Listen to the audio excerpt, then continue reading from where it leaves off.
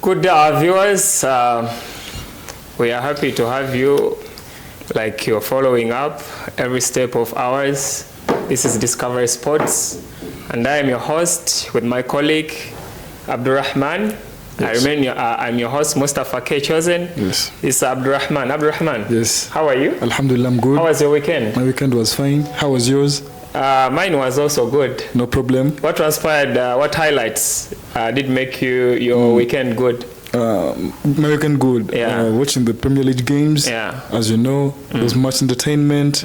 There was history created. Yeah. Negative sides and positive sides. Yeah. Okay, now without wasting more time, let's start with the game of Manchester United against Southampton.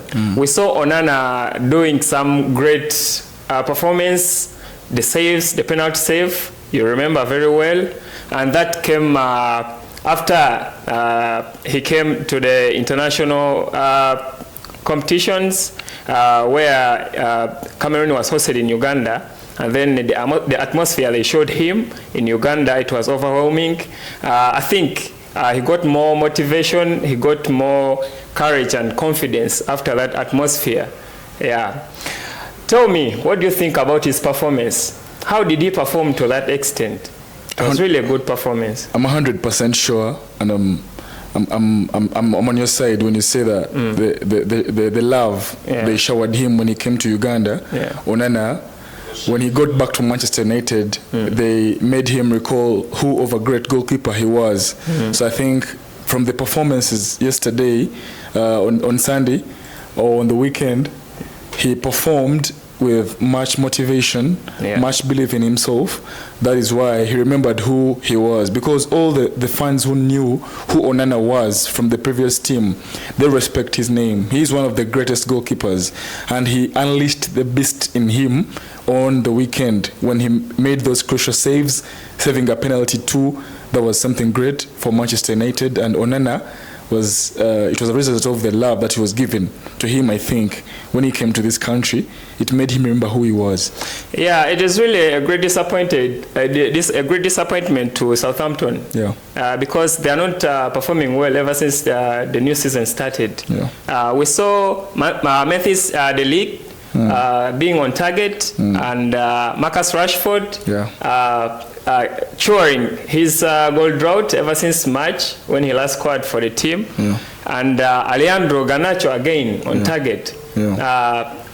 Should we say that Manchester United is coming back to their winning ways?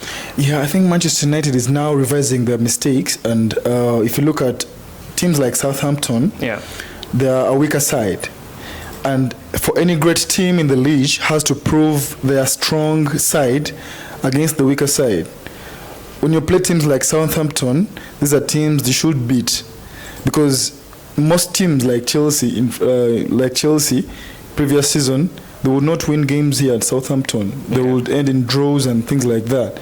So if a team like Manchester United comes and carries a win against Southampton, it is a good impact. It's a future giving for the next games, because you need to beat them down like they beat them down 3-0.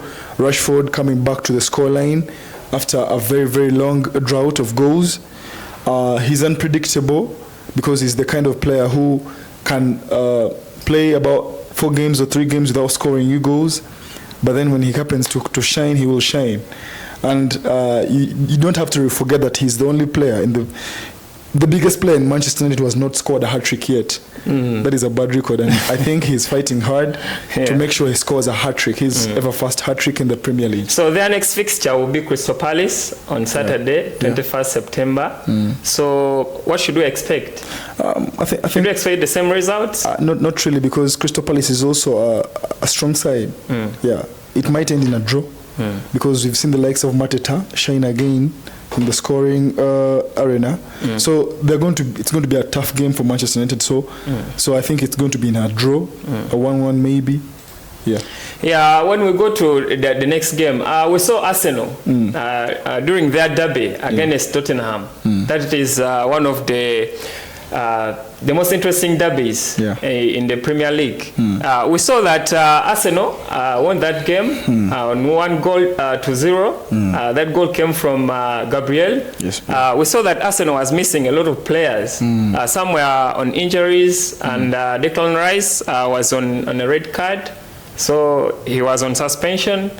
Yeah, we thought that this would be a very challenging game for Arsenal. If not a lose, maybe a draw. But Arsenal managed to win this game. What transpired throughout this game? That is what most of the fans said before the game when they looked at the side that Declan Rice is having a red card and Odegaard is injured, and they thought it's going to be a weaker side. But I told them that they are not as weak, because if Jorginho is put there for this one game against Tottenham Hotspur and plays all those minutes, he's going to deliver. And I told them that the likes of Timber are going to outshine Tottenham. And this is what exactly happened. Tottenham tried their luck into penetrating the box, but they could not score the nets inside, score the balls inside the net. So what happened was that Tottenham did not come out large like they usually do in their previous matches. If you look at Son, he did not play like the Son we all know. The Son we know is going to give you headache. The Son we know, but he did not do that. So are we looking at a demotivated Tottenham? We are looking at because if you cannot beat Arsenal now when they do not have Declan Rice, you cannot beat Tottenham now when they do not have Odegaard, then you're still a weaker side. So this is something their manager still has to look into and make sure he upgrades his team into winning ways, because they would not beat this Arsenal side, which seemed the weaker side. But derbies then looking at the goal too that Gabriel Magalhaes scored, I think there was a slight push against Romero, only that Romero did not react to the push. I think this is what the referee, but if I were Romero in this position, if you happen to touch me with your both hands and push me with your palms, I'm going to react to it. I'm going to fall down. I'm going to claim that you've done something wrong to me. So you have, in all ways, the referee has to call me and the goal must be disallowed. But Romero just stood there and he did not show any signs of, trying to tell the referee that I've been pushed. But it was counted a goal. Yeah, it was a count. So we shouldn't consider that it was a foul. So because that's what came out of the goal, out of the decisions of the referee and the VR committee. Yeah, another incident that happened on that very game was the Saliba card. Yeah, it's the same incident when that happened to Declan Rice the previous weekend, when he conceded the second yellow card and then he was given a red card. So that meant that he missed this Southampton the Arsenal's next game, the Tottenham game. So most fans around the world they are saying that is this rule only applied to Arsenal? No, because delaying the play constitutes to a yellow card. But these incidents always happen in different games in the Premier League. But other teams, they are not penalized. It's only Arsenal which is penalized. So the fans are questioning because the referee who was officiating that game was Gillette. So they're asking, is it only applying to Arsenal or it is a general rule for every team? It is a general rule for every team, only that Arsenal fans speak from a sympathetic point of view to make it seem like the entire Premier League is putting hate on them. Understand? If it were like that, they've not met a referee like Anthony Taylor against Chelsea. They've not met Anthony Taylor, who shows real hate to a team. Like we shall talk about it in the next episode. So I think Arsenal need to just play their game. If committed something bad, your game players, you expect a yellow card, to be given a yellow card, you expect a red card. Be disciplined enough, know what you have to play and what you do not have to play. But stop crying around. No one hates you. So when we look at another game was between Manchester City against Brentford. It ended in a 2-1. Brentford came bold and they first scored a goal against Manchester City. But later on, Erling Haaland again came with a brace. He's insanely scoring goals. I saw that match, and trust me, when Wissa Johan had scored that goal in the first seconds, I think it was 2 minutes or 1 minute. Yeah. We all expected maybe Brentford was going to come and to surprise us maybe. But as you told me one day that you know Erling Haaland, you know the capability, you know how great he is as a goal scorer. Scoring machine. So I expected maybe he's going to score like 1 goal this time round. But he scored a brace, and his second goal was wow, it was wonderful. There's a way he teased the defender, blocked his body, and he just went running, and the defender could not even catch him. Yep. So he found a lot of ease when he was scoring this goal. So this is one thing that makes him a very top striker, a very different, unique striker amongst all the Premier League strikers. And this is what the likes of Jackson, the likes of Darwin Núñez should adopt. They should copy from him. They should put hate aside and copy from him. You have to be masculine enough. Get time and go to the gym. Erling Haaland cannot just be put down by any other player. Yeah. He's strong. You want to push, he's there. But his execution levels, they are really out of this world, right? Yeah. Compared to other strikers. Exactly. These are all techniques. But first of all, his body shape is nice. His height supports him. Then the rest is history. He knows what he's there for. He's not the kind of striker who's going to get the ball and think of the kind of goal he's going to score. Let me dodge this defender. No. Yeah. Let me do this. Let me nutmeg him first before I score a goal. Let me put the goal scorer. Let me put the goalkeeper down. Let me loop the ball on top of the head of the goalkeeper. Erling Haaland is going to just look for the net and put that ball inside the net. And this is what we all yearn for as coaches. It's what all the coaches want. If I bought you as a striker, score for me goals. Don't do any other hard work. That is why I disagree with the likes of fans who say Erling Haaland's game is boring. He's just making tap-ins, scoring boring goals. I don't care about the boring goals. As a striker, your primary job is to score goals. What I want from you the most is scoring goals. I don't care how those goals enter the net. I don't care how beautiful the goals are. What I ask myself is how many goals you've scored. So right now he has 9 goals. That is different. It's never happened for the first games for any player to score 2 hat-tricks in the opening game. So Erling Haaland is a king. So I think because Manchester City, so Erling Haaland lost a family member previously, so he came to this game. Condolences to him. He came to this game when maybe Guardiola was saying that they will see if he will be mentally stable so that he plays that game. But surprisingly, he came and scored 2 goals. But amidst this, Manchester City, this very week, their case, 115 cases. Charges. Charges. How is the case? We shall come with an extensive update because it's being heard this week and in our next episode. But from the situation, what do you expect from what you've seen so far? Are they going to be charged? Are they going to be, penalized? At the interview, when Guardiola was interviewed about that issue, he was so down in his response. They were asking him, do they talk about it in the locker room? He was like, no, we're not lawyers, and we can't discuss this with the players because we leave that to the lawyers. Seemed kind of rude. And he was like, he was kind of despaired. He was kind of hopeless. He was kind of that sounds like a rude word, but no, he was hopeless. It's okay. But I think he's just waiting for the verdict, and he was like they will bow down to the decision that the committee, the independent committee. But he a little sounded frustrated. Maybe frustrated. Maybe he expects maybe they would punish them. Definitely. But we shall come with a clear update, I think. We shall come up with a clear update. But the rivals, the rivals in the league, they hope Arsenal? to. Everyone, Liverpool,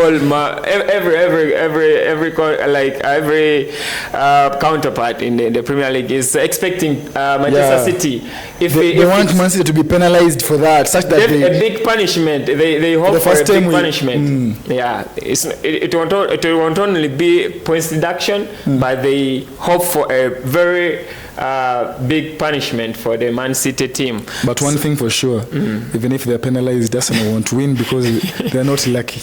I know they expect if Man City is being penalized, you are going to automatically lift the trophy. I don't expect. We shall wait. So we shall, in our next episode, we shall come back with an extensive update about this the charges in Manchester City. Very charges, and when we look at the second, another game, it was the game of Liverpool against Nottingham Forest. Yeah. Liverpool surpassed to a loss, a 1-0 loss against Nottingham Forest. So this is the first loss for the gaffer. Ancelotti, because Ancelotti has been having a very good run ever since the season started. So we saw Nottingham Forest surprising them, but Nottingham Forest isn't a very weaker side. But this showed that Premier League is not just a walkover for the small teams. True. Yeah, a small team from the bottom of the table can come up and surprise you. So this is just a very good lesson for Ancelotti. Yeah. So I don't know. What is your opinion about this kind of performance for Ancelotti and the Liverpool side? I told you before this season started that Ancelotti, he just hired a team that was already governed by Jurgen Klopp, managed by Jurgen Klopp. Yeah, sure. And I told you I do not see any changes made. When he wanted and yearned for the likes of Zubimendi, who were not given to him, I've not seen any changes. He's playing the Jurgen Klopp ball. Yeah. To my understanding, everyone has their opinion, but to my understanding. So Liverpool, in the first games, it gave out proper wins, clean sheets. It had never conceded any goal. It was not until the weekend that they conceded their very first goal from Nottingham Forest, a boy known Callum Hudson-Odoi, who carved that ball in the net where they would not all expect. The Liverpool players expected maybe their striker would be the one to punish them. But the talent in Callum Hudson-Odoi and the likes of Elanga when they play in the Nottingham Forest side, because to my understanding there was even an incident where there was a penalty that was supposed to be given to Nottingham Forest because they outplayed Liverpool, especially in the second half. So Liverpool needs to stand up again and make sure that Ancelotti has to make sure he puts in his new players. If there are players he needs to run his new system according to his understanding, he needs to make sure he appeals to the board, because I know if he appeals again and again, he will be given chance to sign all the players he wants, because he was denied Zubimendi. So I think Liverpool, having been the very first loss, is going to come out a strong side in the coming match, because they cannot. It's the kind of team that cannot lose 2 consecutive times. It's very hard for it to lose 2 consecutive times. In most cases, when it loses, but we never know if it's Ancelotti's time. We don't know if it might happen again, but it does not lose 2 games in a consecutive time. Yeah, and Liverpool is apparently sitting in the 4th position with 9 points. Nottingham Forest is in. Nottingham Forest is in the 7th. That's good. Yeah, with 8 points. Yeah, they might end there in the top 6. In the top 6 because they're playing good football. I saw their match from the very first minute. They're playing very good football, and it's enjoyable to watch. Okay, now when we look at the game of Chelsea against Bournemouth, it ended in a 1-0 loss. For Bournemouth, a win for Chelsea. That was a very good performance from the Enzo Maresca side, the Blues. So with the introduction of Jadon Sancho, who produced a beautiful assist and won the man of the match, I think that was the highlight of the weekend. The fans, we are so eager to know his performance at Chelsea, because since he's been underperforming in the Premier League, they were waiting. They were waiting for his performance at Chelsea. So I don't know what transpired through that fixture. First of all, I was amazed by the impression of Jadon Sancho on his very first debut in Chelsea after the 45 minutes, because he gave out his all. Every time he touched the ball, you could see the dribbles he made.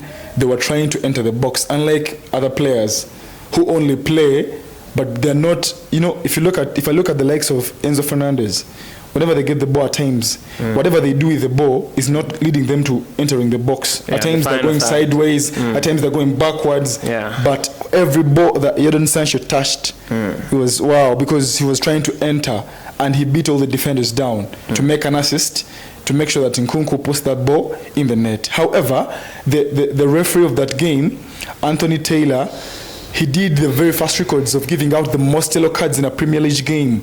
16 yellow cards, booking both managers, booking all most of the Chelsea players. And the Chelsea fans have, talked about this hate within Anthony Taylor, and they're trying to talk. And Is it hate, really? Yeah, I think it's hate because from the matches that we've seen Anthony Taylor particularly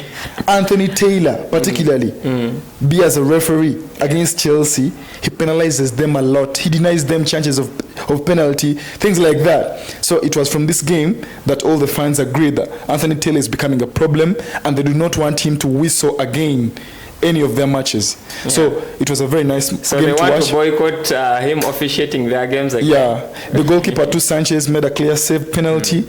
A lot of saves made, like 2, because Chelsea would concede about 3 goals, but Sanchez came out large. And I think most of the fans are now trying to believe the decision made by Maresca for choosing Sanchez over Petrovic. So it's something good into this team, and let's wait and see how Chelsea performs the next matches. Yeah, so just a little bit. We saw that that boy Madueke. Noni Madueke.